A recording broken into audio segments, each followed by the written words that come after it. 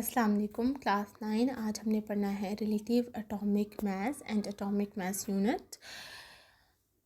कल मैंने आपको एग्जांपल दी थी करके आने के लिए और आई होप आपको समझ आ गया होगा। तो आज हम स्टार्ट करते हैं अपना नेक्स्ट लेक्चर।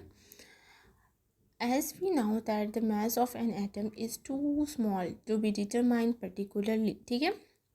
क्या कह रहे हैं कि जैसे कि हम जानते हैं कि एटम का साइज़ इतना छोटा होता है कि उसका मास फाइंड आउट करना बहुत ज़्यादा मुश्किल हो जाता है। However, certain instruments enable us to determine the ratio of the atomic masses of various elements to that of carbon-12 atoms, ठीक है।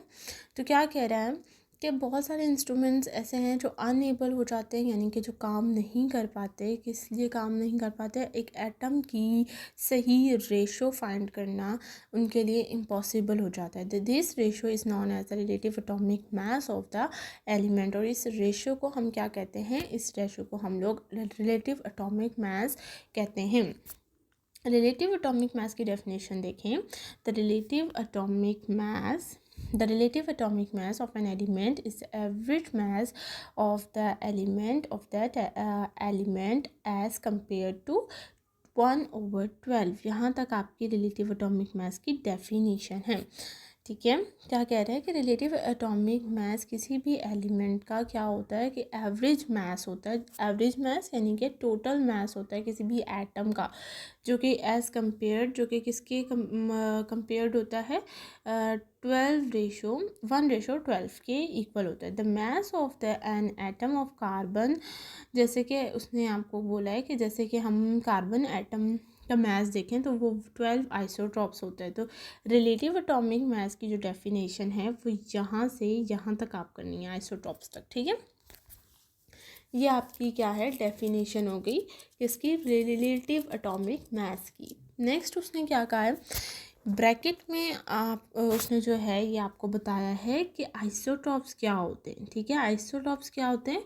An element having different mass number but same atomic number, ठीक है। एक ऐसा element जिसका mass number different हो लेकिन same atomic number हो। हम कहते हैं कि कोई भी हमारे पास एक सेम पार्टिकल है, ठीक है, और मतलब उसकी बहुत सारी टाइप्स हैं और उनकी टाइप्स में जो है कोई चेंजिंग नहीं है, सारी टाइप्स जो हैं वो सिमिलर हैं, लेकिन उनका जो आप कह लो जैसे मेरे पास एक बॉल है और उस तरह की मेरे पास 6 और बॉल्स हैं। बॉल्स का कलर सेम है लेकिन बॉल्स का साइज़ डिफरेंट है। तो इस चीज़ को मैं क्या कहूँगी कि ये क्या है? आइसोटॉप्स हैं, ठीक है। तो आइसोटॉप्स एक ऐसी चीज़ है, एक ऐसे एलिमेंट है जिसमें मास नंबर जो है वो डिफरेंट होता है और एटॉमिक नंबर जो होता है वो सेम होता है। आगे देखिए, आगे उसने क्या कहा है? Based on carbon twelve standard the mass of an atom of carbon is 12। Carbon का जो मास होता है वो 12 होता है और इसका यूनिट जो है वो क्या है? And 1/2 of its come to be 12 atoms, 1 unit, ठीक है। तो इसका जो यूनिट है वो क्या होगा? 1 यूनिट होगा। When we compare atomic masses of other elements, अगर हम दूसरे एलिमेंट्स के एटॉमिक मैसेज को कंपेयर करें with atomic masses of carbon twelve atom, carbon twelve atom के साथ, यानी कि अगर मैंने कोई भी दूसरा एक एटम ले लिया और उसके मास को मैंने कार्बन के मास के साथ कंपेयर किया, they are express as relative atomic mass of these elements. तो वो क्या, किस तरह से एक्सप्रेस होगा? वो रिलेटिव एटॉमिक मास कहलाएगा उस एलिमेंट का। The unit for relative atomic mass is called, और जो रिलेटिव एटॉमिक मास का यूनिट है उसको हम क्या कहेंगे? एटॉमिक मास यूनिट कहेंगे। और इसका सिंबल क्या होता है? AMU इसका सिंबल होता है। 1 atomic mass unit is 1/12 the mass of 1 atom of carbon twelve, ठीक है।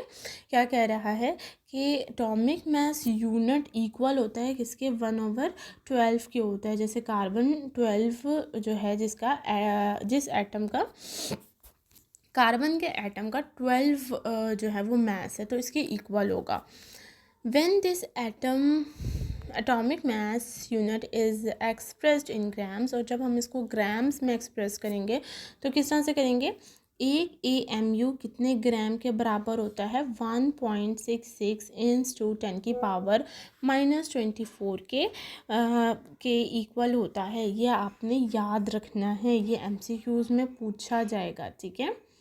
MCQs आता है ये बोर्ड में कि 1 AMU कितने ग्राम्स का होता है। तो 1 AMU 1.66 इंटू 10 की पावर -24 ग्राम का होता है, ठीक है। उसके बाद ये जो आपको एग्जांपल दी हुई है, प्रोटॉन का मास, न्यूट्रॉन का मास और इलेक्ट्रॉन का मास, ये भी आपका इंपॉर्टेंट है, MCQs में आता होता है, तो आपने इनको अच्छे से याद कर लेना है, ठीक है। यहाँ से आपने रिलेटिव एटॉमिक मास की डेफिनेशन करनी है आइसोटॉप्स तक, ठीक है। उसके बाद आइसोटॉप्स की डेफिनेशन भी देख लेना है यहाँ से। वैसे आपको जो फर्दर हम आगे पढ़ेंगे तो आगे चैप्टर में भी आइसोटॉप्स डिटेल में थोड़ा सा आपको बताया हुआ है, लेकिन अगर आपने यहाँ से डेफिनेशन करनी है तो यहाँ से भी कर ले, ये बहुत ईजी है, ठीक है। उसके बाद आपने करना है यहाँ से यहाँ तक एटॉमिक मास यूनिट की डेफिनेशन और साथ में ये एग्जांपल और ये वाली चीज़, ठीक है, ये फॉर्मूला, ये आपने यहाँ से याद करना है।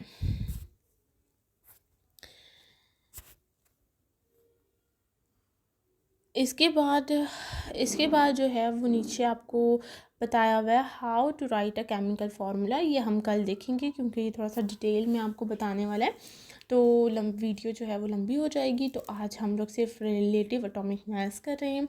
कल हम लोग जो हैं वो केमिकल फार्मूला लिखना सीखेंगे कि केमिकल फार्मूला किस तरह से राइट डाउन किया जाता है। तो आज का लेक्चर आप देखिए, इसे पढ़ें और इसमें कुछ समझ ना आई हो तो मुझसे दोबारा से पूछ लें। चैनल को सब्सक्राइब कर दें, लाइक कर दें और अपना ख्याल रखें। अल्लाह हाफिज़।